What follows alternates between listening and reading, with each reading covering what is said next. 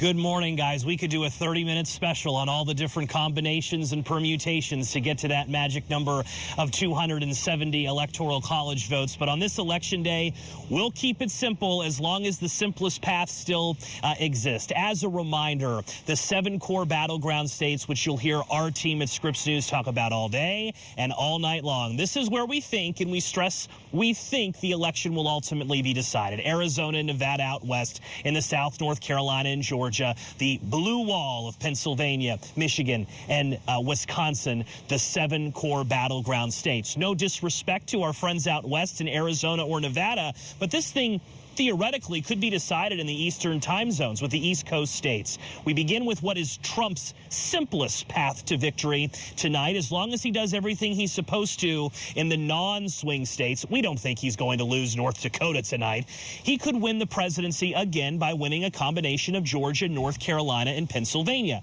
That is an interesting path to watch early tonight because Georgia and North Carolina, they're going to post their results relatively quickly. New state laws here in Georgia require early votes to be posted by 8 p.m. North of 4 million people voted already early.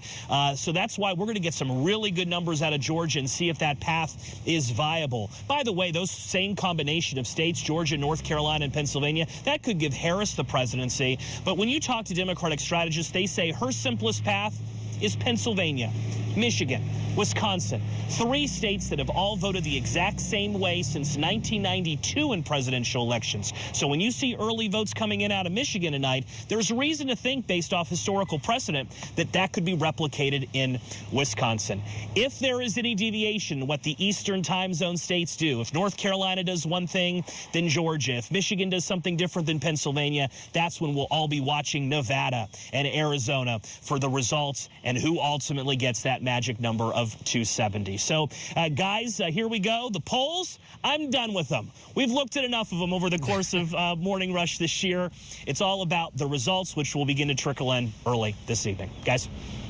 And Joe, real quick before I let you go, just to recap something I think you mentioned yesterday. What's interesting in light of the red mirage of the 2020 election, early voting now, far more Republicans jumped in that mix than last time around. And Georgia, for all of its controversial election laws, put one on the books where now we're going to know the early vote totals, the 4 million of them in this state, earlier. And that we could get by 9 o'clock Eastern time tonight or thereabouts, really have an understanding where Georgia is, and that will sharpen what we need to know about the rest of the map, right? 100%, and I'm glad you mentioned that because 4 years ago, we got a ton of blue votes early in the nights because Democrats have embraced early voting for years, and then we waited for states to go from blue to red. Tonight, so many Republicans have voted before this election. A big question mark is, are there still enough Republicans in the reserves coming out on Election Day to offset what we know will be a lot of Democrats still voting on Election Day? So the mirage is a good word to use. You could see a state be red early. It could very well then be blue by the end of the night, just because Republicans have embraced early voting in ways that they have traditionally not here in 2024. Again, I showed you the simplest path, guys, but what has 2024 not been? Simple. No, you ain't lying. Deputy Political Director Joe St. George right here in Atlanta. We will check back in with you later, sir. Let's get out to Washington with political correspondent Stephanie Liebergen, who is following the Harris campaign for us. Good morning, Stephanie.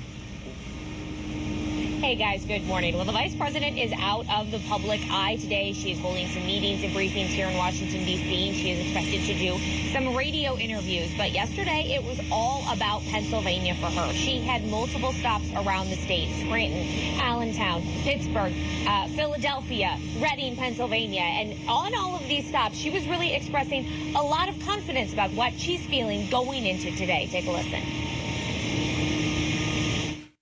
We're good. We're good.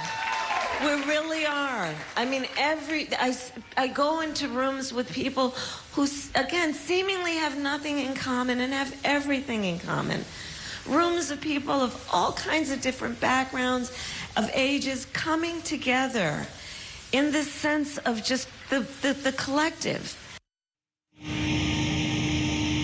In Reading, Pennsylvania, the vice president did some old school door knocking. She went up and knocked on the door of an undecided family. It's hard to believe any of them still existed as of yesterday, but the vice president talked to one family that said they didn't know who they were going to vote for yet. She knocked on another door and happened to get one of her supporters who had already cast a vote for her. But the vice president really ended her day with a big event in Philadelphia at the Rocky Steps at the base of the Art Museum in Philadelphia. She brought a lot of star power with her to that event. She had performances from Lady Gaga. She had an appearance from Oprah. And it was Oprah who was really stressing the importance of getting out the vote, making sure that you vote today, but also making sure that your neighbors and your family votes too. And let me be very clear. If you do not make sure that the people in your life can get to the polls, that is a mistake. Deciding not to decide, that is most definitely a vote to let other people control your future. This evening, the vice president will still be here in Washington, D.C. She is holding her election night watch party at Howard University, her alma mater. It will be outside. There are big screens set up. There are risers for us in the press. I'll be there later today. Expected to be there, and, you know, we'll see what she is able to say to that crowd that gathers tonight, what we will know before everybody really goes to bed. We could know early, but we could also be waiting days to really find out who's going to win the White House. And it's understandable her focus on Pennsylvania, because all the vice president needs is that blue wall. Wisconsin, Michigan, and Pennsylvania. She doesn't need any of the other swing states to lock in 270. All right, so you can't overstate how critical that is, why they spend so much time there. And we should also note the symbolic relevance of her deciding to watch the returns at Howard University, her alma mater. The first, perhaps, first woman president, first South Asian descent, first black woman to ever become commander-in-chief, and going to watch that moment perhaps happen at an HBCU, her alma mater. That is powerful symbolism, much like she used the Rocky Steps last night. Political correspondent Stephanie Lieberman, thank you so much. We'll check in back with you soon. Political correspondent Nathaniel Reed is in Palm Beach, Florida, Trump country, where the former president will host a small watch party tonight, what we're told. Nate, how did Trump close out this campaign? Well, he ended it much like he did back in 2016 in Grand Rapids, Michigan. His rally starting after midnight, finishing well after midnight in the wee hours of the morning. He is either still making his way back to Mar-a-Lago. He was expected to land about an hour or so ago. So, again, not much sleep for the former president, headed back here to West Palm Beach. But again, he's expected to vote later today in person on Election Day with Melania Trump. That is expected to happen at some point later today. His closing message has been a fairly dark one about the country. His rallies often center around whether Americans feel that Kamala Harris and Joe Biden have done a good job as president and vice president, respectively. The reality is that, you know, much of his messaging has been about that political retribution, that desire to return to power, that desire to kind of bring down what he said, the forces that are, you know, ruining America. And he went into some fairly dark imagery last night about the Democrats who've been running the country for the last 4 years. Of course, Democrats control the U.S. Senate right now, do not control the House of Representatives, but do control the presidency. Here's an excerpt of those remarks he made last night in Grand Rapids, Michigan. And as your president, I will fight for you every single day with every breath in my body. Together, we will save this country, this great country that we love. We will defeat the corrupt system in Washington, because I'm not running against Kamala. I'm running against an evil Democrat system. These are evil people.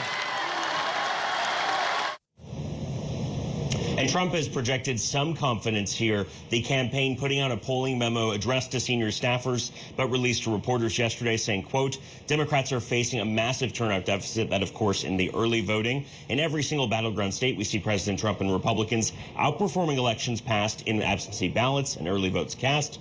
As we dive deeper into the data, Democrats are facing a precipitous decline in urban turnout, according to their own, quote unquote, data experts. And we are tracking an uptick in rural turnout. That from one of the data consultants for the Donald Trump for President campaign. Now, at the same time, some of the sources of some of that early vote data saying that the Trump campaign is cherry picking and misconstruing some of the data that they're putting out. At the same time, the Trump campaign is projecting a fair amount of confidence here. His message has been heavy in getting out the vote, trying to get supporters to turn out on election day. Look, I was at a Trump event last week in North Carolina. He asked the crowd how many of them had early voted. Over 2/3 of them raised their hands. So again, a lot of that turnout has, we believe, already happened at higher rates than it did back in 2020. The former president, again, expected at Mar-a-Lago on the island. Behind me here in West Palm Beach, Florida. He then has a watch party at the Palm Beach County Convention Center later tonight to watch those results come in. All right, it's going to be a busy day. National correspondent Nate Reed, thank you so much.